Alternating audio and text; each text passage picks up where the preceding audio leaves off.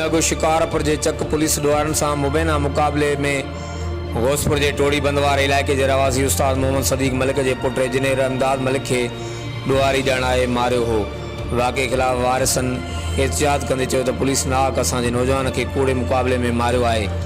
अॼु वारिस जॾहिं मक़तूल नौजवान जो लाश खणण विया त पुलिस खेनि लाश करमपुर भरिसां बेगारी वाह ते ॾियण जो चयो ऐं जॾहिं एम्बुलेंस लाश खणी अची रही हुई त ओचितो खेसि वापसि करे शिकारपुर जी सिविल कोर्ट में लाश रखायो वियो आहे, जेको हिन वक़्तु ताईं उते पियल आहे। होॾां पुलिस जे अहिड़े अमल ख़िलाफ़ गस्टा जे अॻुवाणनि उस्ताद सैयद अब्दुर्रहमान शाह, सैयद सलीम शाह, उस्ताद इसाक अदरानी, उस्ताद इलियास मीरानी, अज़ीज़ अल्लाह अमर ऐं ॿियनि जी अॻुवाणी में शिकारपुर पुलिस ख़िलाफ़ घोसपुर मेन बस अॾे वटे इंडस हाईवे भरिसां सख़्तु एहतिजाज कयो वियो ऐं मुतालबो कयो वियो त न सिर्फ़ु वारसनि खे फौरी नौजवान जो लाश वापसि ॾेई हिन वाक़े जी शिफ़ाफ़ इंक्वायरी करे इंसाफ़ ॾियारियो वञे।